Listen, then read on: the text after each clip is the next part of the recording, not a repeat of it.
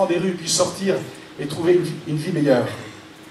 Dieu sauve les enfants et Dieu sauve aussi les vieillards, il sauve toutes les générations.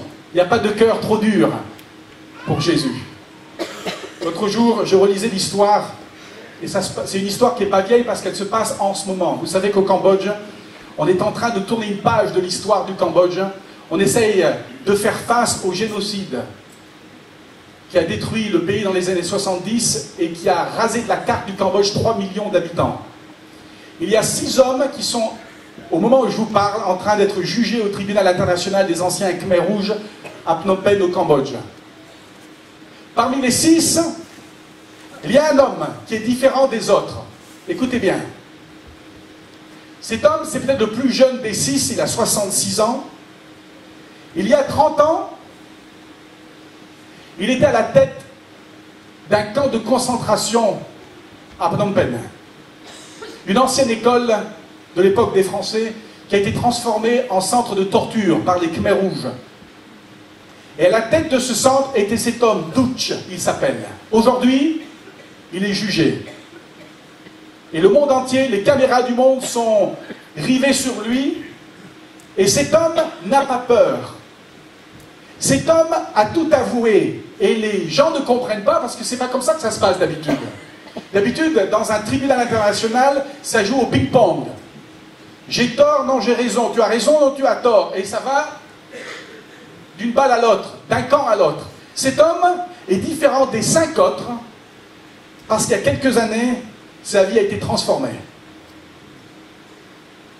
Il avait besoin d'être transformé. Quand on sait ce que Douch a fait dans les années 70, dans cette ancienne école, il y avait 14 000 détenus, l'élite du Cambodge, détenus sous la main de fer de Douch.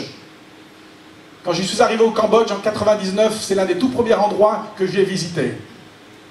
Et on voit tous les instruments de torture dans les anciennes salles de classe. Ils en ont fait un musée aujourd'hui.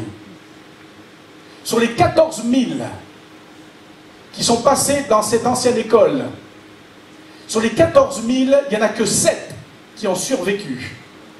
Et quand les Vietnamiens sont arrivés en 79, donc bientôt 30 ans, le 7 janvier 79, quand ils sont arrivés, il n'y avait que 7 survivants sur les 14 000. Ça veut dire que 13 993 ont péri sous les mains de Douch. Dans les années 90, Douch est allé se cacher parce qu'il sentait qu'on allait l'attraper, comme on allait attraper Pol Pot, son chef. Et Douch s'est caché dans la forêt du nord-ouest du Cambodge, près de la Thaïlande. Ensuite, il a traversé la frontière pour aller dans les camps de réfugiés en Thaïlande où il y avait des milliers de Cambodgiens qui avaient fui le régime. Et cet homme a rencontré des missionnaires dans ce camp de réfugiés. Des Américains qui lui ont parlé que Jésus aime tout le monde. Et il ne savait pas à qui il s'adressait. Et que Jésus pouvait pardonner tout le monde. Pas certaines personnes ou certains péchés, mais tout le monde. Et le cœur de ce bourreau, le numéro 3 du régime des Khmers rouges, a été touché par l'amour de Jésus.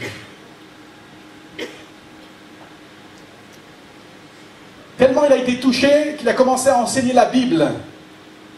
Et les gens disaient qu'il était plein de douceur quand il enseignait la parole de Dieu dans les camps de réfugiés aux Cambodgiens. Il venait en aide aux enfants qui souffraient de la faim dans les camps. Un homme transformé, personne ne savait qui c'était. Douch, il y a quelques années, s'est livré lui-même aux autorités du pays. Et il a dit, c'est moi, celui qui a commis les atrocités dans les années 70, c'est moi qui étais le chef du camp de concentration à Phnom Penh, S21, on appelait ça.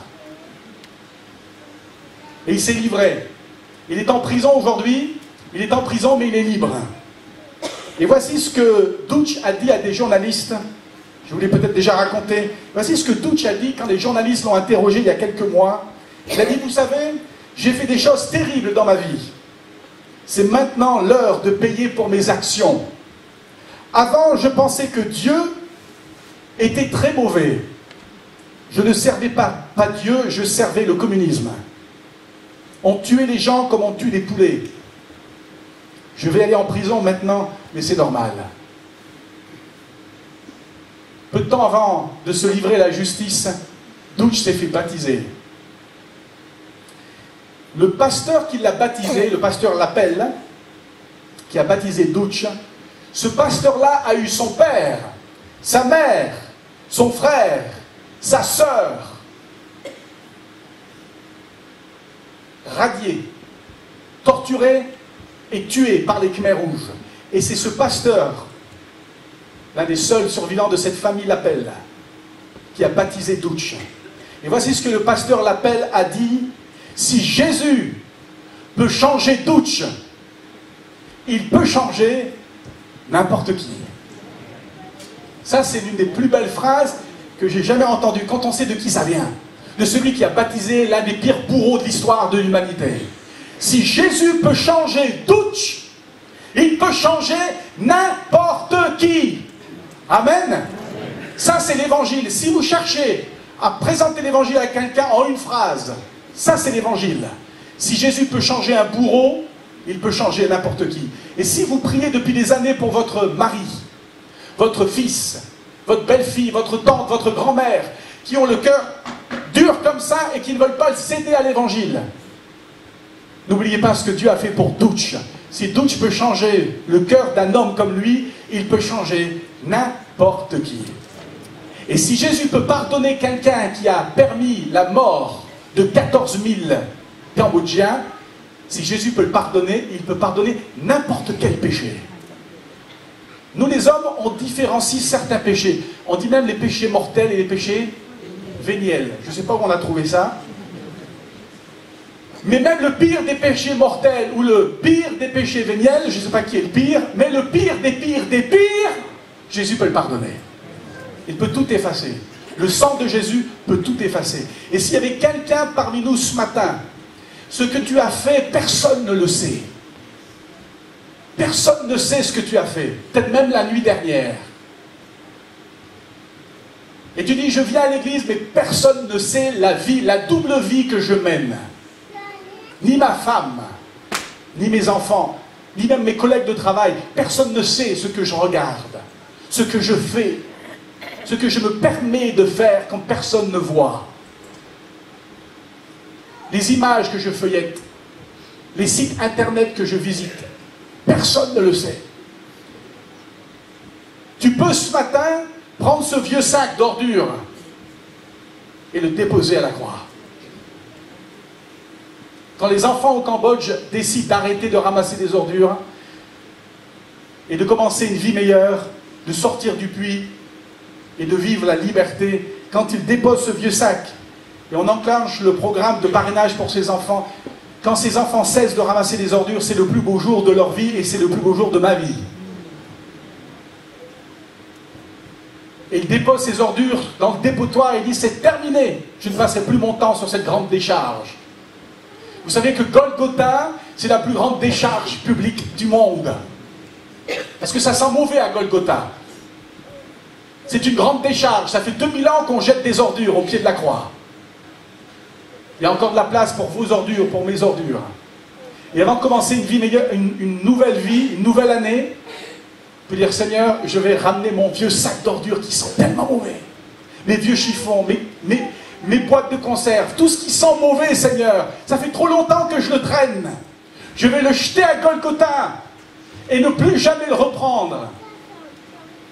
Je le dépose une fois pour toutes à la croix. Et je sors du puits. Je sors du fossé. Si Jésus peut pardonner quelqu'un comme Douch, il peut pardonner n'importe qui. Amen. Alors continuez à prier. Quand on habitait à Armentières, il y a bien des années, je me souviens d'une dame qui m'avait dit, vous savez, j'ai prié pour mon mari qui était dur et qui ne voulait pas connaître l'évangile. J'ai prié 27 ans pour lui. Et quelques mois avant de mourir, mon mari s'est tourné vers Jésus. Continuez à prier même pour les cœurs les plus durs. Ça s'est passé en Afrique de l'Ouest, j'ai trouvé ça dans une revue missionnaire. Une maison, une petite maison d'Afrique, tout d'un coup s'est écroulée. Un mur, un pan du mur s'est écroulé et les gens ne savaient pas pourquoi. Il n'y a pas eu de tremblement de terre, c'était solide depuis des années et tout d'un coup tout s'est effondré. du village sont sortis, ils ont dit « Oh, dis donc comment ça s'est fait. Pourtant c'est solide. Et les autres murs ne sont pas tombés. Pourquoi ce mur-là, il est tombé ?» Et quelqu'un a dit « Ah, je vois !» Et la dame qui habitait cette maison avait une machine à coudre. Et la machine à coudre était contre le mur gauche de sa maison. Et les vibrations, sans s'en rendre compte, ont fait des fissures à l'intérieur du mur. Et une autre fissure. Et tout d'un coup, ce mur qu'on croyait solide, il s'est effondré. Les vibrations de vos prières vont faire tomber même les murs les plus durs. Amen. Continuez à prier. Gardez la machine allumée. Et vous verrez